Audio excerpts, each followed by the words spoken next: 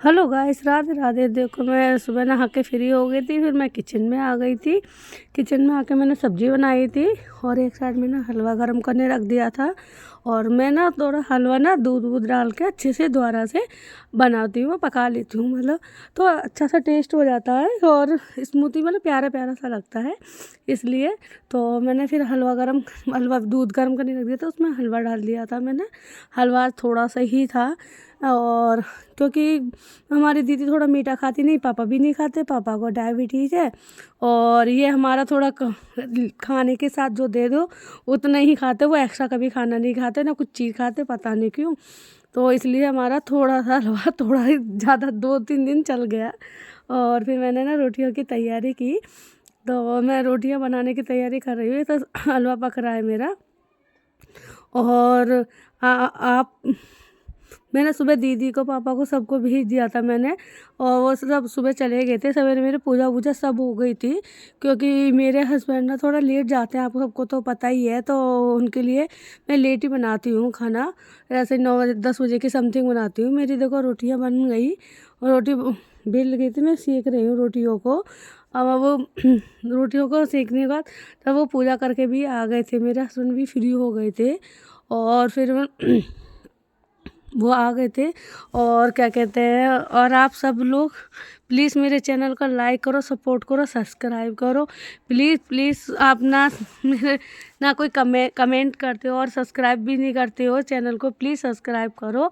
और देखो, हस्बैंड मेरे आ चुके थे, मेरी रोटियां भी बन चुकी थी, है ना। थोड़ी सी रह गई थी, मैं उन्हें बना रही थी। वो मुझसे कुछ बोल रहे थे, तो मैं उनसे साथ ही साथ थोड़ी सी बात कर रही थी। उन्होंने कुछ बोला था तो मुझे हंसी आ गई थी, है ना। और मैंने फिर उन्होंने बोला था, हालांकि मैं नोटिस कर रहा हूँ कई दिनों से तुम चाय नहीं बना रही हो।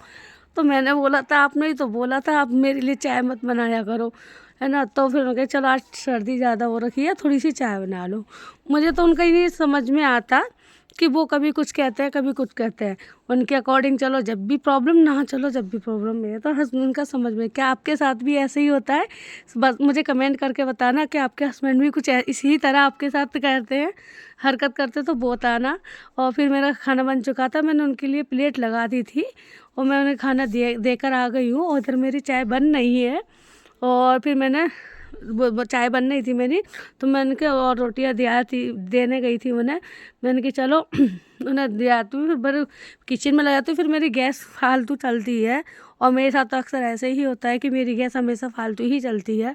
और देखो, मैं चावल सुबह फ्राई किए थे दीदी की टिफ़िन के लिए, तो रात के चावल बचे थे, तो वो मैंने फ्राई कर दिए थे, वो भी उनको दे के आ गई थी।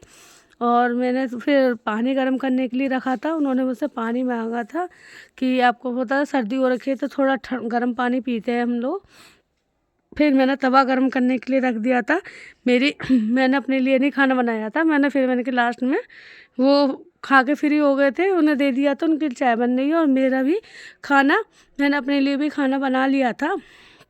मैं रोटियां सेक रही हूँ अपने लिए और मेरी रोटियां सिक चुकी हैं, है ना। और आज ना मैंने चींटियों के लिए नहीं आटा गूंदा, क्योंकि मेरे पास बहुत सारे इकट्ठा हो गया है ना, इसलिए।